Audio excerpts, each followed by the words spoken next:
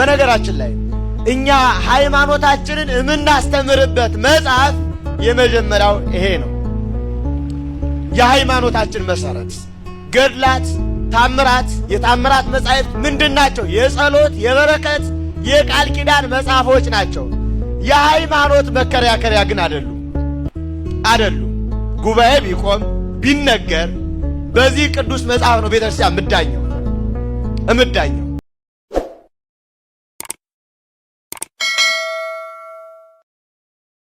አንዲት ጅብ ወልዳ አይነ ስውሮች ሆኑባት የወለደቻቸው ግልገሎቿ ጅብ እኮ ናት። አባ መቃርስን ሄዳ ቀሚሱን ያዝ እያረገች ጉትት እያረገች አባ መቃርስን እንዲዎች አውሬ እንዲው የሆነ ነገር አለባት ብሎ ተከትሎ ሲሄድ እያሳየች አይነ ስውሮች ሆኑባት በስመ አብ ብሎ አይኖቻቸውን አበራላቸው። አየው አራዊቱ ጋር ተስማምቶ የሚኖር ነው ክርስቲያን። ይገርማቸዋል። ከአራዊት የከፉ የዓለም መሪዎች ግን ይጠሉታል።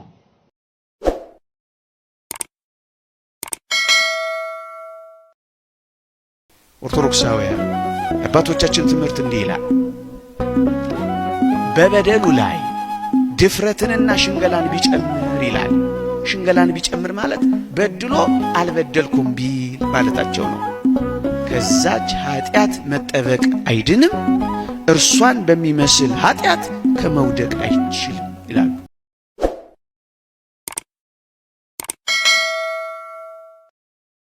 በጣም ግብዳ መስቀል አንገታችን ላይ ያለ በጣም ትልልቅ መስቀል ግን ስንጠየቅ የሃይማኖት መልካም ስራ ላይ ግን ችግር ያለብን አሁን ብንናገርም የእናንተ ነገር ፋራ ነው የምትሉ፣ ለወጣቱም እንቅጭን ብንነግረው ሙዲ ያልገባው ሰባኪ መጣ ነው የምትሉ፣ ሴቶችም ብንነግራችሁ ደግሞ ዛሬ ስለኛ ሊያስተምሩ ነው የመጡ ነው የምትሉ፣ ሃይማኖት ያለን የምንመስል ምግባር ግን የሌለን አንድ መክሊት የተባለች ሃይማኖት ብቻ ያለው ሰው ባለ አንድ መክሊት ነው።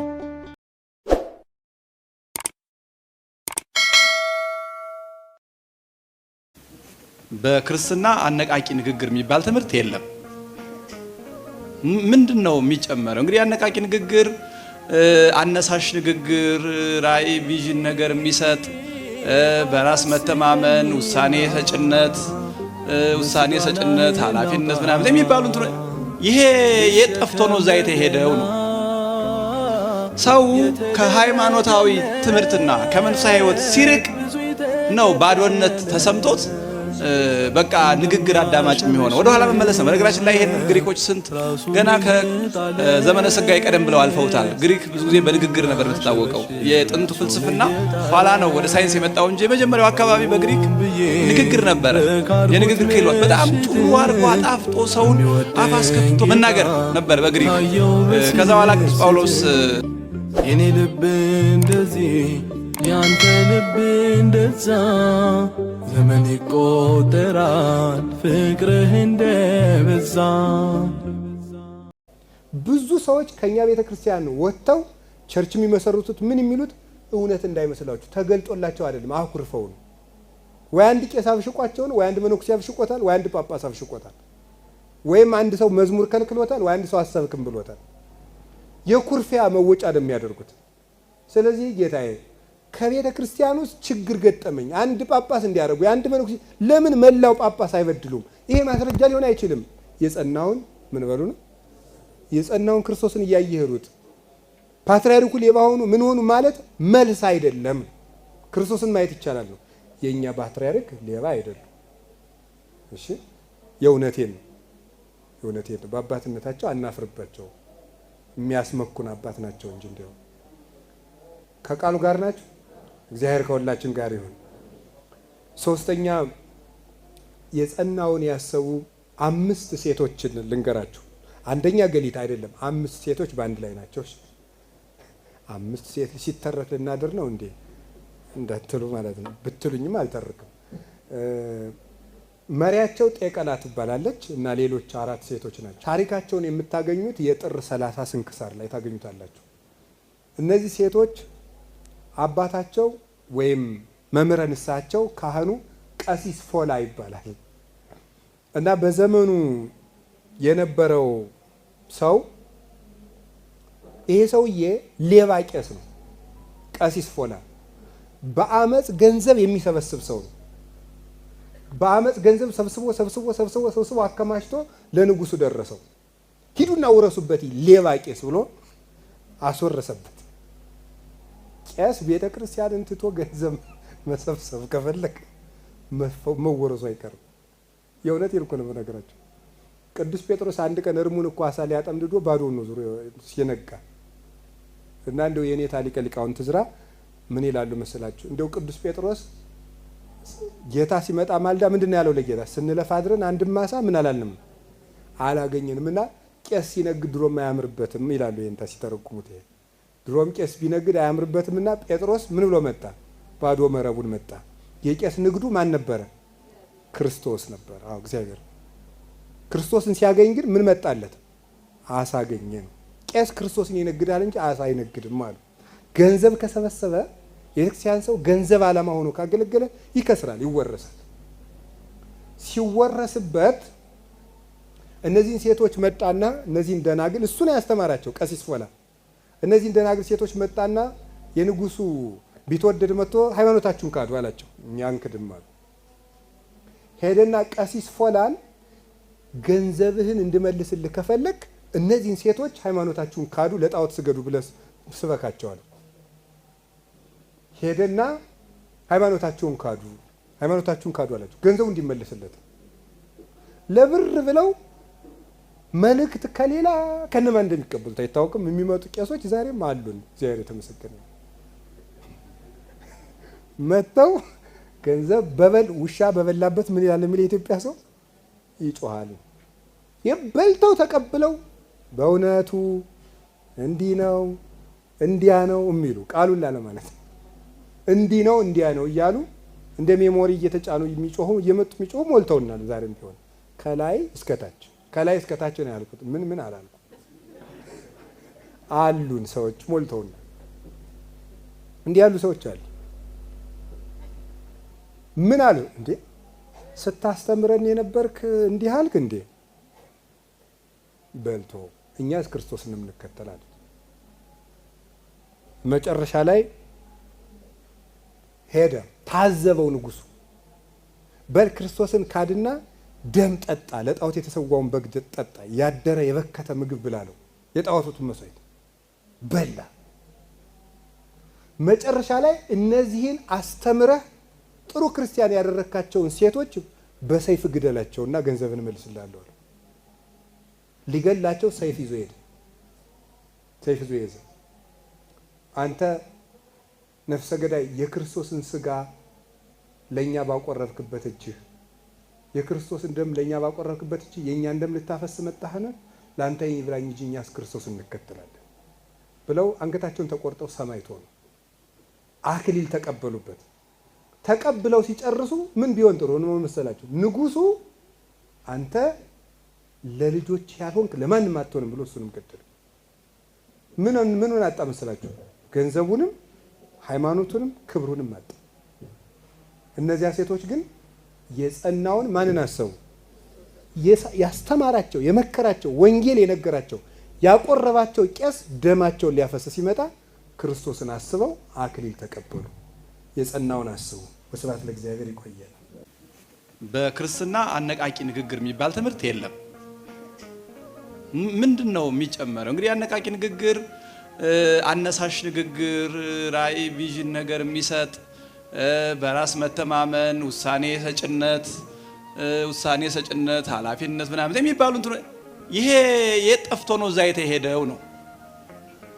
ሰው ከሃይማኖታዊ ትምህርትና ከመንፈሳዊ ሕይወት ሲርቅ ነው ባዶነት ተሰምቶት በቃ ንግግር አዳማጭ የሚሆነው። ወደ ኋላ መመለስ ነው። በነገራችን ላይ ይሄንን ግሪኮች ገና ከዘመነ ሥጋዌ ቀደም ብለው አልፈውታል። ግሪክ ብዙ ጊዜ በንግግር ነበር የምትታወቀው። የጥንቱ ፍልስፍና ኋላ ነው ወደ ሳይንስ የመጣው እንጂ የመጀመሪያው አካባቢ በግሪክ ንግግር ነበረ። የንግግር ክህሎት በጣም ጥሩ አድርጎ አጣፍጦ ሰውን አፍ አስከፍቶ መናገር ነበር በግሪክ። ከዛ በኋላ ቅዱስ ጳውሎስ አሪዮስፋጎስ በሚባለው አደባባይ እንዳለ አግኝቷቸው ከነገራቸው በኋላ 1/3 በአንድ ጊዜ አመኑ። የተወሰኑት ደግሞ አይ በቃ ነገ ትነግረናለህ፣ ነገ ተመለስ አሉት። የተወሰኑት ደግሞ አፌዙበት። ከዛ እያለ አሳመናቸውና ከዛ በኋላ ነገሮች ወደ እንትን መጥተዋል። አሁን እንደገና ወደ ኋላ መመለስ ነው። አንድ ሰው አነቃቂ ንግግር የሚፈልገው ምን ለማግኘት ነው? ጠንክሮ ለመስራት፣ በስራ ውጤታማ ከሆነ ቤተክርስቲያን ሊሰራ የማይወድ አይብላ፣ ተጋግዛችሁ ስሩ፣ እውቀት አንዱ ካንዱ ይቅሰም፣ በገንዘብም ተረዳዱ የሚል መንፈስ አላት። ምን ለማግኘት? ውሳኔ መወሰን ነው። ቤተክርስቲያን የውሳኔ ትምህርት አላት። በራስ መተማመን ባይዞ በራስ መተማመን የራሱ የሆነ እንትን አለው። ምክንያቱም እግዚአብሔር ይሄ ምንድነው ዳይዝም የሚባል አንድ ፍልስፍና እንትን አለ። በቃ ዓለምን ፈጠረ እግዚአብሔር፣ ከዚህ በኋላ እግዚአብሔር እዚህ አቻለው ላይ አይመለከተውም፣ እኛ እንደፈለግ እናረጋታለን የሚሉ ዝናብ የሚያዘንው ይመስል ማለት ነው። ኋላ ዝናብ ሲቀር ማልቀሳቸው ላይ ቀር እንዲህ የሚሉ ፈላስፎች የዛ አይነት አቋም አለው። ይሄ ሰልፍ ኮንፊደንስ ምናምን የሚሉት ነገር እግዚአብሔር አያግዘኝም ወይም የለም አይነት ትምህርት ነው ነገርየው። በራስ መተማመን አዎ በማውቀው ተማመናለሁ፣ ግን ደግሞ እግዚአብሔር ያግዘኛል ማለት አልተውም። እኔ ሰው ነኝ፣ ሁሌም ውሳኔ 100% ትክክል ሊሆን አይችልም። ስለዚህ አነቃቂ ንግግር የሰፋው የት ነው ያላችሁ እንደሆነ በነቃው ማህበረሰብ መሆኑን ግን በጣም አስምሩበት። የገጠሩ ማህበረሰብ ምን መስራት እንዳለበት ያውቃል። ሲጀመር ይሄ አነቃቂ የገጠር ህዝብ ምን እንደሚሰራም አያውቅም። መቼ ይዘራል፣ መቼ ይታረሳል፣ መቼ ይቆፈራል፣ ምን ቢደረግ እህል ውጤታማ ነው የሚያውቀው ነገር የለውም። ህዝቦቹም ይሄ ሰው እየሄዱ ቢያወራቸው መሳቂያ ነው የሚያደርጉ። ከተሜው ተመልከቱ እንግዲህ ሂዶ የማይጨበጥ ነገር ተከትሎ ሄደና ሜዳ ላይ ሲደርስ ባዶ ሜዳ ላይ የት ይሄድ? ከዛ ላይ ና በዚህ ሲለው እሺ፣ ወደዚህ ና እሺ። በጣም ችግር ነው። በነገራችን ላይ ወላጆች ልጆቻችሁን የምታሳድጉበትን መንገድ እንደገና መከለስ አለባችሁ። ዝም ብሎ የኛ ያልሆነ ፍልስፍና እየተከተሉ ልጆቹ ሜዳ ውስጥ ገብተዋል። ትውልዱ ሜዳ ገብቷል፣ ቅዠት እየተማረ ተግባራዊ ትምህርት እኮ የለም። ተግባራዊ ትምህርት ስለሌለ ነው ምንም አንሰራም። 100 ዓመት ሞላው አስኮላ ትምህርት የሚባል ነገር ኢትዮጵያ ከመጣ ምንም አንሰራም። ተግባራዊ ትምህርት ወሬ ነው የሚያስተምሩን። እነሱም ስራ ይብለው ወሬዋን ነው የሰጡን። አሁን ደግሞ ሲቸግረን በስራ የጎደለ ቤት በወሬ እንዲሞላ እየሄደ አዳራሽ ከፍሎ በቃ ትችላለህ ካልሰራ እንዴት ነው የምችለው? በትችላለህ ብቻ ይመጣ ነገር አለ እንዴ? የምችለውን አውቃለሁ እኔ። አሁን ያ ሰውዬ ነግሮኝ ነው እኔ የምችለውን የማውቀው። እንዴ ሰው እንዴት ነው የከተማው ሰው የሚችለውና የማይችለውን አያውቀውም እንዴ? በጣም እኮ የሚገርም ነው እናንተ። ቤተ ክርስቲያን ውስጥ ለማገልገል የሚመጣ ሰው በሙሉ ራሱን ዝቅ አድርጎ ለሚያገለግልበት ቦታ ብቁ እንዳልሆነ እያመነ የሚመጣ ትሁት ነው እንዲሆን የሚፈልገው። ጫማችሁን አውልቁ ማለት እንደ ትዕቢት ገዝፋችሁ የታያችሁበትን ነገር አሽቀንጥራችሁ አውጡት ማለት ነው። የአብዛኞቻችን ትዕቢት የሚባለው እርስ በርስ አለመግባባታችን እንዳይመስላችሁ። አገልግለው ላለፉ ሰዎች ራሱ የምንሰጠው አክብሮትና ሁኔታ ትዕቢታችንን እኮ ነው የሚያሳየው። የቤተ ክርስቲያን ወንበር እሳት እንደሆነ የማይገባው በጣም ብዙ ሰው አለ እና እንደተቀመጠለት ዙፋን 3 ዓመት አገልግሎ ወረደ ሲባል ለመተቸት በጣም ቅርብ የሆነ ሰው አለ። እሱ ቢቀመጥበት 3 ቀን የማይዘልቅበት ማለት ነው። የአብዛኞቻችን ትዕቢት የሚመነጨው ከልባችን ያለ ለአገልግሎቱ የማይመች ለእግዚአብሔር ቃልም ትምህርትም መንፈስም የሚጎረብጠው ነገራችን ከሌላው የተሻልንን ብለን ማመናችን አይደለንም። በፍጹም አይደለንም። ከሌላ ከማንም አንሻል። ራሳችንን ዝቅ አድርገን የምናገለግለው እግዚአብሔር በሰማይ ቦታ እንዳይታጣልን። እኔ ከዚህ በፊትም ሌላም ቦታ ብየዋለሁ። እውነቴን የምላችሁ እኔ በልቤም ስለማምነው እግዚአብሔር በገነት ለባለትዳሮች ቦታ ካዘጋጀ ለሰንበት ተማሪዎች እንዴት ቦታ ያዘጋጅ? አገልግለውት በነፃ ላለፉት ሰዎች እንዴት ቦታ ያዘጋጅላቸው? ያንን ቦታ ለመውረስና ለመግባት ነው እኮኛ እየደከመን ያለነው እንጂ ካንዱ በልጣለሁ ካንዱ አንሳለሁ።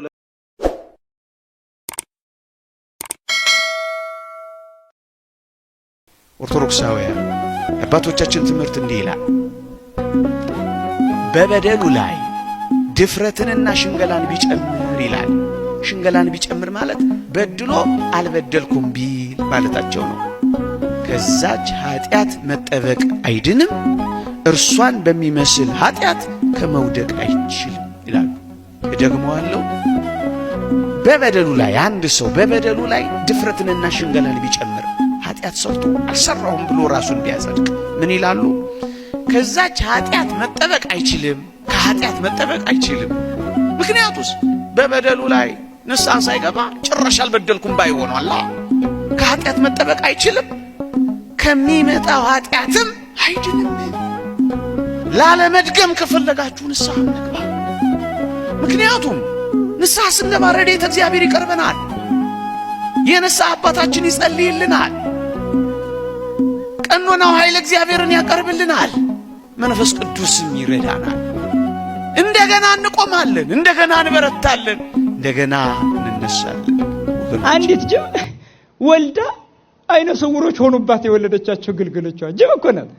አባ መቃርስን ሄዳ ቀሚሱን ያዝ እያረገች ጉትት እያረገች አባ መቃርስን እንዲዎች አውሬ እንዲው የሆነ ነገር አለባት ብሎ ተከትሎ ሲሄድ እያሳየች አይነ ስውሮች ሆኑባት። በስመ አብ ብሎ አይኖቻቸውን አበራላቸው። አዮ አራዊቱ ጋር ተስማምቶ የሚኖር ነው ክርስቲያን። ይገርማቸዋል። ከአራዊት የከፉ የዓለም መሪዎች ግን ይጠሉታል። ለምን? በእነሱ ላይ ያለው ሰይጣን ስለሆነ ሁለተኛውን ልደታችንን አይወድም። ሁለተኛውን ልደታችንን ስለማይወድ በእነሱ አድሮ እንዲጠሉን፣ እንዲገሉን፣ እንዲያሴሩብን የሚያደርገው እሱ ነው። ስለዚህ ነው ዓለም ይጠላችኋል አለ። ከዓለም ስላይደላችሁ ተባለ። ስለዚህ ክርስቶስ በመጀመሪያው ልደት አይገፋም፣ አይሞትም። በሁለተኛው ልደት ይገፋል፣ ይሞታል። እኛም በመጀመሪያው ልደት አንገፋም፣ በሁለተኛው ልደት እንገፋለን። ወይ ልጅነታችን መካድ ነው መፍትሄ ሊሆን የሚችለው ላለመገፋት የሚፈልግ ክርስቲያን ካለ በቃ ሃይማኖት የለኝም እኔ አልፈልግም ብሎ መተው ነው ሊሆን የሚችል አማራጭው። አለበለዚያ ደግሞ አቤት በሰማይ ላይ የተዘጋጀልኝ ክብር አለ ብሎ በደስታ መቀበል ሰማዕትነትን ቢመጣ እስከሆነ ድረስ ማሰብ ያስፈልጋል። ዓለም ይጠላል፣ ወገኖቻችንም ይጥሉን፣ ይግደሉን። ግን ያላወቁት ነገር አለ። ምንድነው ያላወቁት ነገር ካላችሁ በዚህ ዓለም አሁን አንድ ባለስልጣንና አንድ ድሃ ማህበረሰብ መሃል የተገኘ አንድ ህፃን የባለስልጣኑ ልጅና የድሃው ልጅ ጨዋታ ቢገጥሙ የድሆች ልጆችም ከባለስልጣኑ ልጅ ጋር አብረው ቢጫወቱ ያን ሊመቱት፣ በጥፊ ሊሉት፣ ሊሰድቡት ይችላሉ አይደለም? እያለቀሰ ወደ አባቱ አይሄድም? ይሄዳል። የማን ልጅ ነው? የባለስልጣን ልጅ። ግን ጨዋታ ስለሆነ አባቱ ምንም አይልም። በኋላ ግን የአባቱን መንግስት ቢይዝና ስልጣን ቢኖረው ያ ልጅ ልብሱን ጫፍ ሚነካው አለ? የለም። በዚህ ዓለም የኛም ታሪክ ይሄን ይመስላል። እኛ ኦርቶዶክሳውያን የባለስልጣኑ የእግዚአብሔር ልጆች ነን። ነገር ግን የምንኖረው ከድሃው ከምስኪኑ ከዲያብሎስ ልጆች ጋር ነው። ሰምታችኋል? ከምስኪኑ ድሃ ከዲያብሎስ ልጆች ጋር ስለምንኖር የባለስልጣኑ የባለጸጋው የእግዚአብሔር የንጉሠ ነገሥቱ ልጆች እኛ የነገስታት ንጉሥ የጌቶች ጌታ የሆነው እግዚአብሔር አባታችን ሲሆን የዲያብሎስ ልጆች ሲደበድቡን እያየ ዝም ይላል ማለት ነው። ለምን? በዚህ ዓለም ያለ ጨዋታ ነው ይሄ። ነገር ግን ለኛ የክብር መስመር ነው። ልብ በሉ። በዚህ ዓለም ብንገፋ ብንጠላም አባታችን ተሎ አይገነፍልም። ምክንያቱም ግፍታዊና ስሜታዊ ባህሪ ያለው አይደለም። አባታችን ሁሉን በሁሉ መንገዱን የሚያዘጋጅ ነው። እንዲህ ካደረገ በኋላ የአባታችንን መንግስት ስንወርስ ልጆቹ ነንና ያኔ ማን ነው ከሲኦል ከገሃነም ወጥቶ መጥቶ ሚነካን? እሺ ንገሩኝ። ማን ነው የአባታችንን መንግስት ከወረስን በኋላ እናንተ ክርስቲያኖች ብሎ መጥቶ ምራቁን የሚተፋብን አፈሙዝ የሚመልስብን ማን ነው? ያኔ እስኪ ንገሩኝ። ማን ነው? ማንም። እሱ ገሃነም፣ አንተ መንግስተ ሰማያት። ምን አገናኝቶ? አየሁ። በትክክሉ ከኖርክ እምትወርሰው መንግስተ ሰማያትን ነው። ሌላ ሀገር የለህም። አሁን ግን ስደት ላይ ስለሆነ ስደተኛን ሁሉ ይጠላው የለ አገራችን እስክንመለስ ድረስ እንገፋለን፣ እንጠላለን። ስለዚህ ዓለም ይጠላችኋል። ዓለም ጠላና እውነት ነው፣ ጠላን። ስለዚህ ዓለሙን ሁሉ ትተን አገራችን ላይ ያለው እኛን የመጥላት አባዜ በጣም አስቸጋሪ እየሆነ መጥቷል። ልብ ልንል ይገባል። ለዚህ መፍትሄው መድኃኒቱ በትክክል እምነትህን ማጽናት ነው። ከአጉል ከሱስ ካደንዛዥ እጽ መለየት፣ አይምሮህን ለእምነትህ መስጠት፣ እግዚአብሔር ምን እንደሚልህ መስማት፣ በትክክል የትኛውንም ስራ እየሰራን ከእግዚአብሔር የማይለይ መሆኑን ማረጋገጥ። ቤተ ክርስቲያንህን የምታስደፍር አትሁን። አባቶቻችን ያስረክቡን ነፃነት ዝም ብሎ በመዛለት በመቀመጥ በመተኛት እንዳይመስላችሁ። ስንት መስዋዕትነት የተከፈለበት ማንነት ያለን ነን እኛ ኦርቶዶክሳውያን። ዘር ቆጥረን ሰፈር ሰፍረን ክልል ከልለን ወንዝ ገድበን የተለያየን እንዳይመስላችሁ። ኦርቶዶክሳዊነት ማንነቱ ሰማያዊ ነው። ይሄ ነው ልጅነታችን፣ ሰማያዊ ነው። ይሄን ልጅነት በትክክል መጠበቅ ያስፈልጋል። ይሄ ልጅነት ምን ሞትለት ልጅነት ነው። አንክድም ምንለው ይሄን ልጅነት ነው። የእግዚአብሔር ልጆች ነን ነው አይደል እያልን ያለ ነው። አይደላችሁም ሊሉንም አይገባም፣ አይችሉም። ነን ወይም አትሁኑ ቢሉን አይደለንም አንልም። ነን። አያችሁ፣ የሀገሪቱ ጨዋታ እያያችሁ ነው። ይመዝኑናል። አንዳንዴ እብድ ፓስተር አስነስተው ገድላት ተአምራትን እንዲነቅፉ ያደርጋሉ። ይሄን የሚያደርገው ራሱ መንግስት ነው፣ ሌላ አይደለም። አንዱን አስነስተው አለ ሲሰነጠቅ አየሁ እያሉ የእብደት ትንቢት አስመስለው ራሳቸው የነገሩትን እንዲናገር ያደርጋሉ። ራሱ ነው፣ ማንም አይደለም። ሚዛን ነው። የት ላይ ናቸው እየተባለ ነው ያለው። አይምሯቸው ደንዝዟል። ትክክል ሰርቷል የተሰራው ማደንዘጃ ወይስ አይደለም ነው እኮ። አዎ አደንዝዘው። አንዳንድ ጊዜ እኛም የሚመስለን መቅደስ ውስጥ ተቀምጦ አባታችን ወይ የሚባል የሆነ እንደዚያ ጉቻ ላይ የሆነ ሰውዬ አይደለም እኮ እግዚአብሔር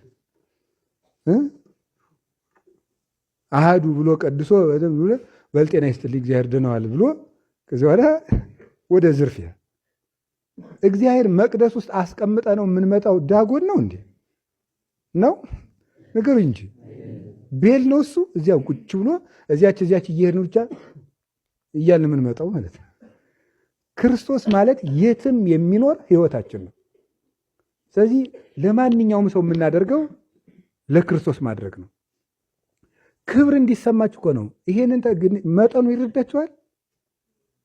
አንድ ሰው ቁራሽ እንጀራ እንዲህ አድርጌ እንካ ብዬ ሳበላው ግማሽ እንጀራ ሰጠው፣ ማንን እያበላው ነው? በዚህ መጠን ይሰማችኋል። እኔ እኮ በጣም ነው የሚገርመኝ። ሳደርገው ላይ ገባኝ ይችላል እንጂ ስሰብከው በጣም ነው የሚገባኝ። በዚህ መጠን እኮ ይገርማችኋል እኮ ቁራሽ እንጀራ ሰጥ ለክርስቶስ እየሰጠውት ነው። የሆነ ሰው እግዚአብሔር ይማረ ስል ክርስቶስን ጠይቄ እየመጣው ነው። በዚህ መጠን ደስ ይላችኋል ወይ ነው የኔ ጥያቄ። በዚህ መጠን ለክርስትና የምትደረግ ትንሽ ነገር በዚህ መጠን ዋጋ ንጉሱና የጠየቅ ነው። ሎሌውን ጠይቀን ግን ማንን እየጠየቅ ነው? ምንድነው ንጉስ ሲሞት በምንድነው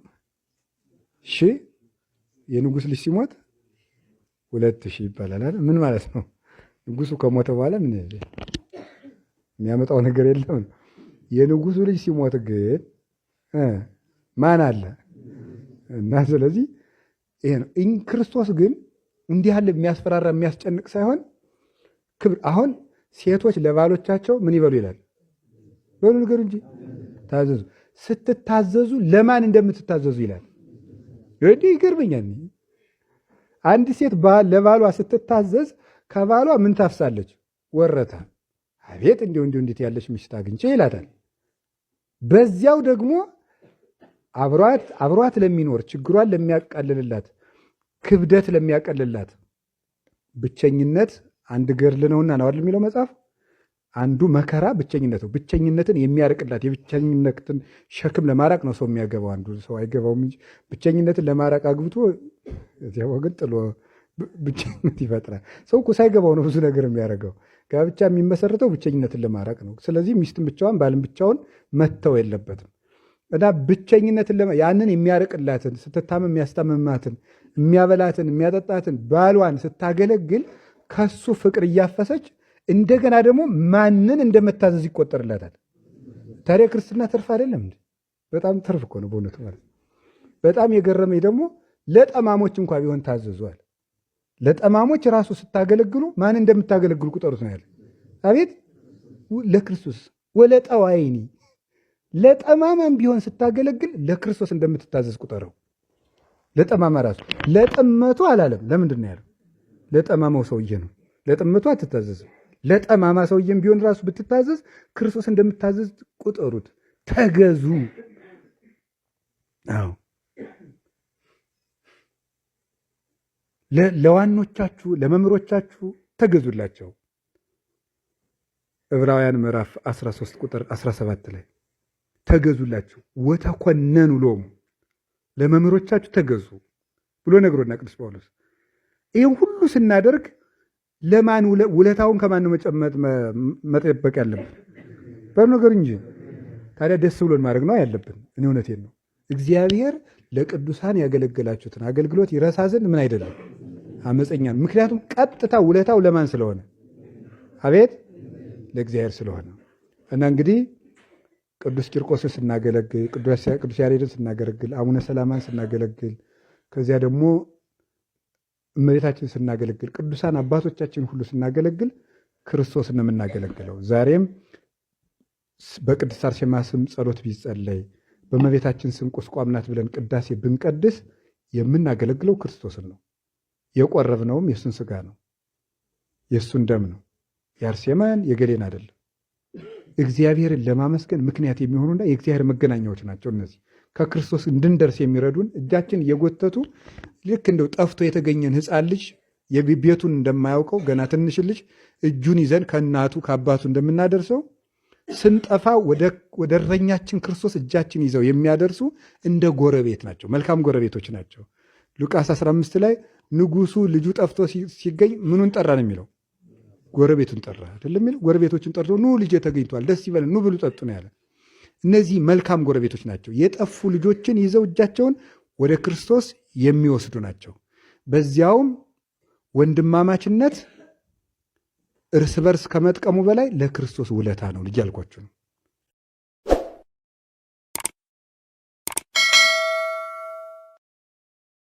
መቅደሱ ሞልተነዋል።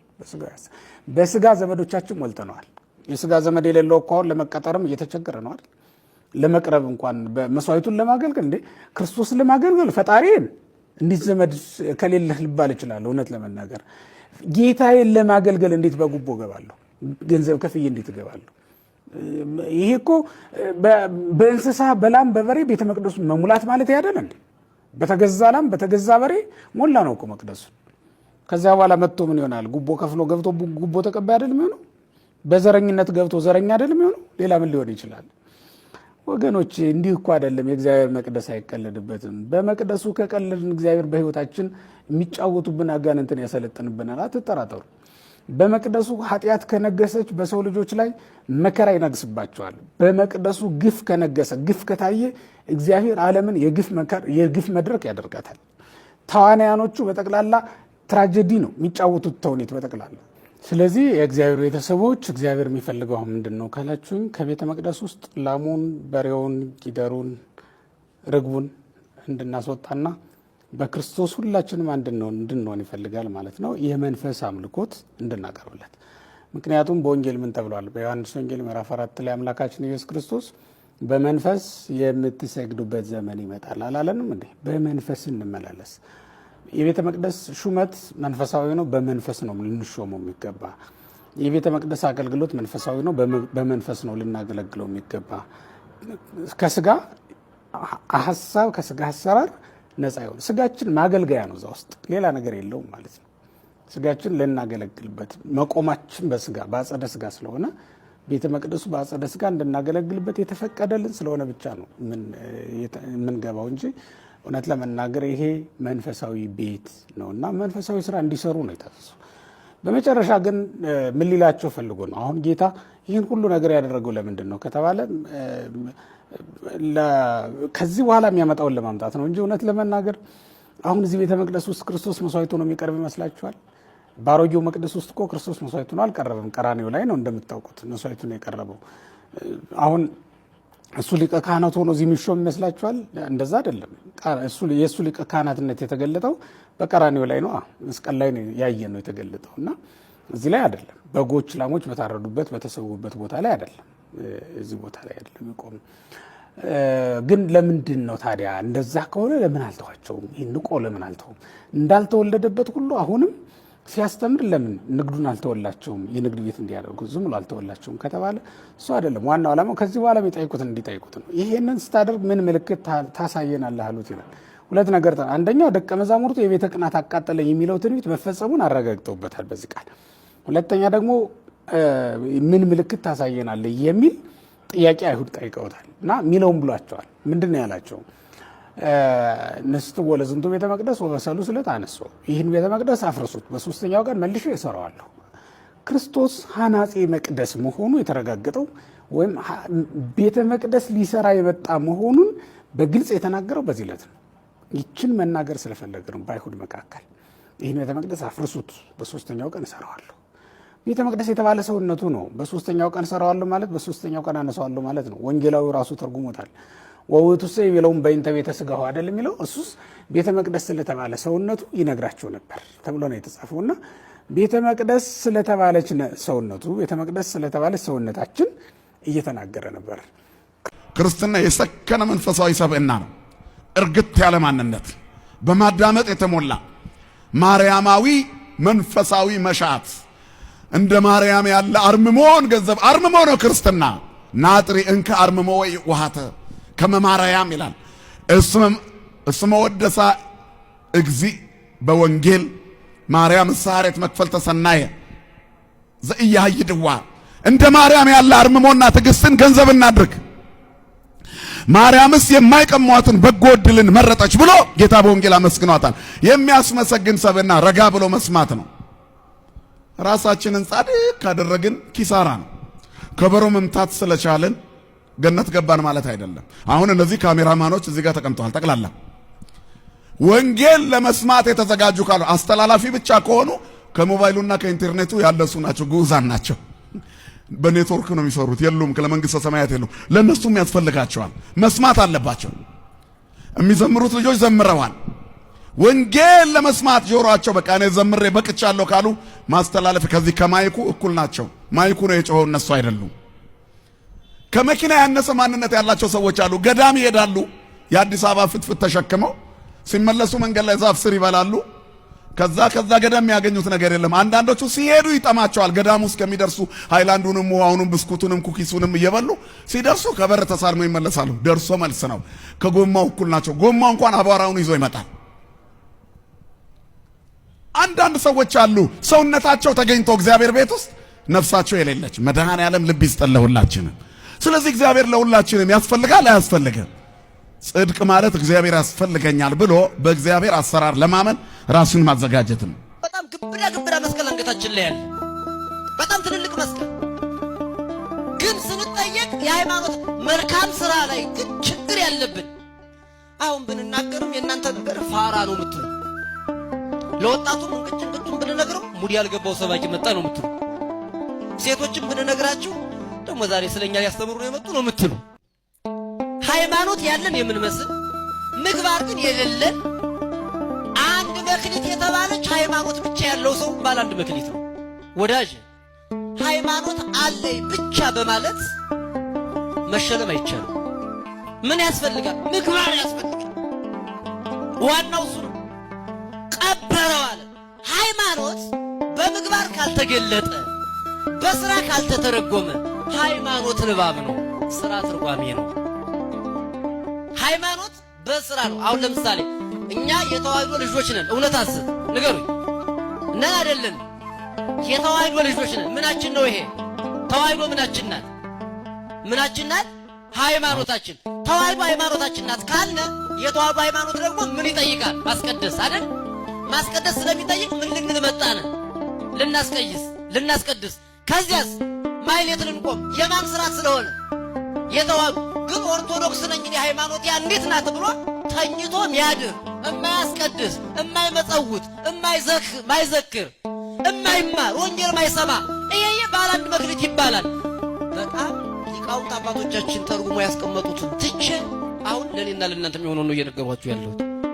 ስለዚህ ሃይማኖት አለ ብቻ በሚል የሚፎክር መልካም ስራ ማይሰራ እሱ ጨካኝ ነው። ጨካኝ ነው። የሃይማኖት አለ ምን ይነካኝ? ጉንፋን ሲይዘው እውነት እንደው እያመለኩ ይላል። አንድ ቀን እኮ መጥቶ ጸበል ጠጥቶ ማያውቅ፣ አንድ ቀን በድንግል በስሯ ተማጥኖ ማያውቅ ግን ኦርቶዶክስ የሚመስል አሁን በዚህ ሰዓት ስራ የሚሰራ ሰው ይኖራል። እናንተ ሞኝ ስለሆናችሁ አይደለም፣ እኛም ሞኞች ስለሆነ አይደለም። ግን የተሰጠን መክሊት አለ፣ ያን ማትረፍ ስላለብን በጥቂት መታመን ማለት ሃይማኖታችንን አጠንክረን ወደ ምግባር ቀይረን የተጣላን ታርቀን የቀማን መልሰን የበደልን ክሰን ይቅር ብለን የምንኖረው እሱ ነው መክሊት ማለት እሱ ነው። የይቅርታ ልብ፣ የሰላም ልብ። መክሊት ጥቂት በጥቂት ታምናል ማለት በዚህ ምድር ላይ ሳለ ከሰው ጋር የምታደርገው ኑሮ በትዳር መታመን። ስንት ትዳሮች ናቸው እኮ የሚታመኑ? ስንት ትዳሮች ይታመሳሉ መሰላችሁ? መተማመን ጠፍቶ በጥቂት ባል ሌላ አካውንት ነው ያለው፣ በጥቂቱ ገንዘብ መታመን ያልቻለ። ሚስት ሌላ አካውንት አላት። ነገ ዞር በይ ቢለኝ ለምንም እያለች ለሽንኩርት ሲሰጣት ሌላ አካውንት ከፍታ የምትደብቅ ሴት። በጥቂቱ ገንዘብ ያልታመንሽ በብዙ ልትሸሚ አትችል። ደግሞ እሷም ደግሞ ነገ በፈታት እንኳን ይላል ደግሞ ያው ሐሳቡ ይገባቸዋል። እሷም አታውቀው ሌላ አካውንት በገንዘቡ በዚህ በድቃቁ ሳንቲም ያልታመነው ለልጆችሽ ያልታመነው ለልጆችሽ ያልታመንሽው በእግዚአብሔር ዘንድ እንዴት መታመን ይቻላል? በጥቂት መታመን። ትዳር እኮ ጥቂቱ ነገር ነው በእግዚአብሔር ዘንድ።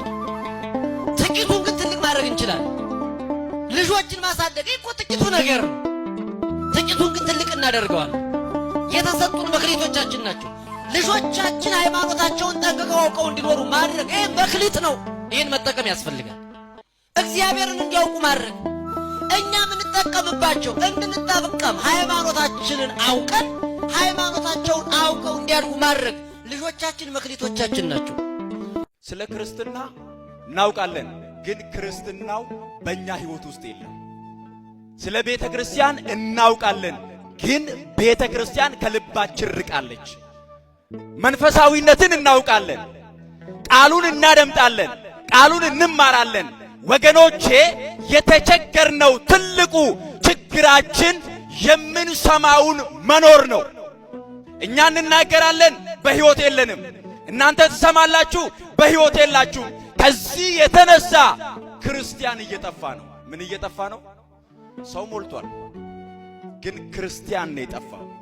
ሰው ሞልቷል፣ ግን በልቡ ቤተ ክርስቲያን ያለችው ነው የጠፋው። ሰው ሞልቷል፣ ንስሐ የሚገባ ነው የጠፋው። ለቅዱስ ሥጋውና ለክቡር ደሙ የሚበቃው ነው የጠፋው። ለምን ካላችሁ የምናውቀውን መኖር አቅቶናል። ክርስትና ደግሞ የምንተርከው ታሪክ የምናወራው ወሬ ሳይሆን ወገኖቼ፣ ክርስትና ማለት በተግባር የምናሳየው የምንተገብረው የምንኖረው ሕይወት ነው። ትወና አይደለም። ትወና ታውቃላችሁ አይደል? አንድ ሰው ጨካኝ ሆኖ ሊተውን ይችላል። ሰውየው ግን የዋህ ሊሆን ይችላል በሕይወቱ። ጨካኝ ሆኖ ድራማ ስለሰራ ጨካኝ አይደለም። የዋህ ሆኖ ድራማውን ስለተወነው ያ ሰው የዋህ ላይሆን ይችላል። አሁን እንደዛ ነው የሆነብን። እነዚህ ሰዎች ፈሪሳውያን ናቸው፣ ጸሐፍት ናቸው፣ አይሁዳውያን ናቸው። ክርስቶስን የጠሉ እርሱን የማይወዱ ለመግደል የሚፈልጉ ነገር ግን የሙሴን ሕግ የሚጠብቁ ናቸው። ለዚህ ነው ጌታችን ኢየሱስ ክርስቶስ የቅዱስ ማቴዎስ ወንጌል ምዕራፍ 23 ላይ እነዚህን ሰዎች ሲገልጥ ምን አለ?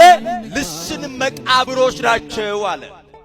ልስን መቃብር ዙሪያው ያምራል፣ ላዩ የተለሰነ ነው፣ ላዩ ቀለም የተቀባ ነው።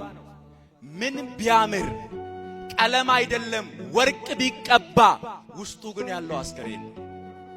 ስለዚህ እናንተ አላቸው አለባበሳቸው የሚያምር አነጋገራቸው የሚያምር በገበያ መሃል እጆቻቸውን ዘርግተው ጸሎተኛ መስለው ለረጅም ሰዓት የሚቆሙ ብዙ ነገሮችን ላዩን የሚያሳዩ ነገር ግን አለ ውስጣችሁ የሞተ ነው። ውስጣችሁ ምን ያለ ነው? እግዚአብሔር ከምንለብሰው ነጠላ ከምንለብሰው ልብስ በላይ ልብና ኩላሊትን የሚመረምር አምላክ። እኔ በእናንተ ፊት ነጭ ለብሼ ቆሜያለሁ፣ ልቤን ግን እግዚአብሔር ያውቃል። እናንተ ነጭ ለብሳችሁ መጣችኋል፣ ውስጣችሁን ግን ማን ያውቃል? እግዚአብሔር ያውቃል። ስለዚህ ለሚታየው ግብዝነት ሳይሆን እግዚአብሔር ለሚያየው ሰዎች ለማያውቁትና ለማያዩት በልባችን ክርስትናውን መኖር አለብን። ክርስቶስ ይህንን አስተማራቸው። ከእናንተ መካከል አለ ሕጉን የሚጠብቅ ለሕጉ የሚገዛ አንድስ እንኳን የለም። ምክንያቱም ሕጋችሁ እንዲህ ይላል፣ አትግደል፣ ይህንን ሕግ ክርስቶስ የቅዱስ ማቴዎስ ወንጌል ምዕራፍ 5 ቁጥር 21 ላይ በጣም ሲያጠብቀው እንዲህ አለ። የቅዱስ ማቴዎስ ወንጌል ምዕራፍ 5 ከቁጥር 21 ጀምሮ እንዲህ ይላል። ለቀደሙት አትግደል እንደተባለ ሰምታችኋል። ምን ብላችኋል? ለቀደሙት አትግደል እንደተባለ ሰምታችኋል። የገደለም ሁሉ ፍርድ ይገባዋል። ምን ይገባዋል? እኔ ግን እላችኋለሁ አለ ክርስቶስ ሐዲሱን ኪዳን ሲመሰርት፣ እኔ ግን እላችኋለሁ በወንድሙ ላይ የሚቆጣ ሁሉ ፍርድ ይገባዋል። ወንድሙንም ጨርቃም የሚለው ሁሉ የሸንጎ ፍርድ ይገባዋል። ደንቆሮ የሚለውም ሁሉ የገሃነመ እሳት ፍርድ ይገባዋል አለ። ወንድሙን የሚጠላ፣ ወንድሙን የሚሳደብ፣ ወንድሙን የናቀ ፍርድ ይገባዋል። ምን ይገባዋል? መግደል እኮ ቀጥሎ ያለ ነው። የሰደበ ከዚያስ የናቀ ጨርቃም ብሎ የናቀ በወንድሙ ላይ የሚቆጣ ፍርድ ይገባዋል አለ። ስለዚህ በቀድሞ አትግደል የተባለውን ሕግ ተቀብለናል። አሁን ደግሞ ከመግደልም በላይ ወንድሞቻችንን ማክበር፣ ወንድሞቻችንን መውደድ፣ እርስ በርሳችን መዋደር እንደሚገባን ጌታችን ኢየሱስ ክርስቶስ ሕጉን አጠበቀውና ይሄንን ለኛ ነገረን። ስለዚህ የእግዚአብሔር ልጆች በብሉይ ኪዳን የተነገረውንም ተቀብለን በሐዲስ ኪዳን የተነገረውንም ተቀብለን ከፈሪሳውያንና ከጸሐፍት በላይ ሃይማኖታችንን በመልካም ሥራ መግለጽ አለብን። ፍሬ ይፈልጋል ሃይማኖት፣ ሕይወት ይፈልጋል ሃይማኖት፣ መኖር ይፈልጋል ሃይማኖት። መልካም ሥራ ከኛ ይጠበቃል። የሚታይ ሃይማኖት፣ በአሕዛብ ፊት የሚያበራ ሰዎችን ወደ ክርስትና የሚያመጣ ሕይወት ይጠይቃል ክርስትና። ስለዚህ ክርስቶስ ምን አላቸው? ከእናንተ መካከል አንድስ እንኳን ሕጉን የሚጠብቅ የለም፣ ምክንያቱም ሕጉ አትግደል ይላል አላቸው። ይሄንን አስቀድሞ ነው መጀመሪያ ላይ ሊገድሉ ስለሚፈልጉ። በነገራችን ላይ እኛ ሃይማኖታችንን የምናስተምርበት መጽሐፍ የመጀመሪያው ይሄ ነው። የሃይማኖታችን መሰረት ገድላት፣ ታምራት፣ የታምራት መጻሕፍት ምንድናቸው? የጸሎት፣ የበረከት፣ የቃል ኪዳን መጽሐፎች ናቸው። የሃይማኖት መከራከሪያ ግን አይደሉም። ጉባኤ ቢቆም ቢነገር በዚህ ቅዱስ መጽሐፍ ነው ቤተክርስቲያን እምዳኘው እና ዝም ብሎ የተጻፈ ሁሉ ትክክል አይደለም። አንዱ ትልቁ ችግር በግዕዝ የተጻፈ በብራና ያለ መጽሐፍ ሁሉ እውነትም ይመስልሷል። ይሄ በጣም ስህተት ነው። ግዕዝ ቋንቋ ነው፣ ሃይማኖት አይደለም። ከመጽሐፍ ቅዱስ ውጭ ያለን መጽሐፍ ከቤተክርስቲያን አስተምሮ አንጻር አይተን መዝነን ነው እንጂ የምንቀበለው እንደወረደ የመቀበል ግዴታ የለብንም። ይሄን መረዳት አለባቸው። ራእየ ሲኖዳ፣ ገድለ ፊቅጦር፣ ራእየ ሳቤላ ይላል። እነዚህ መጽሐፍት የየራሳቸው ታሪክ ያላቸው ናቸው። ቤተክርስቲያን እኮ ቤተክርስቲያን የሚያደርጋት ሐዋርያዊ ያልተቋረጠ የክህነት ቅብብሎች ነው። በዚህ በቦሩ ሜዳ ክርክር አንድ ክርክር ነበረ፣ በጸጋና በተዋህዶ መካከል ክርክር ማለት ነው። እና ሊቁ ጥያቄ ጠየቁ። እንዲህ የሚል ጥያቄ መጽሐፍ የሚለው ቅድመ ዓለም ከአብ 1 ልደት፣ ድኅረ ዓለም ከድንግል ማርያም 2 ልደት ይላል። አንተ 3 ልደት ብለሃል፣ ከየት አመጣኸው አለ። በብሉይ የለ፣ በሐዲስ የለ፣ በሊቃውንት የለ፣ በመነኮሳቱ የለ፣ ከየት አመጣኸው? አይ ከመጽሐፍስ የለም አለ። ታዲያ ከየት አመጣኸው? ከደብረ ብርሃን ታምረ ማርያም በህዳጉ አለች አለ። ራሱ የጻፋት ናት በህዳጉ ላይ። እና ራሱ የጻፈውን ዋቢ አድርጎ ይጠቅሳል እንዴ? ለዓላማው ለፍላጎቱ የጻፈው። እኒህ ሰዎች ለፍላጎታቸው የጻፉትን ጭምር ለመጥቀስ ይሞክራል። እንዲህ አድርገው ኦርቶዶክሳውያን ለማራቅ ይጠቀሙበታል።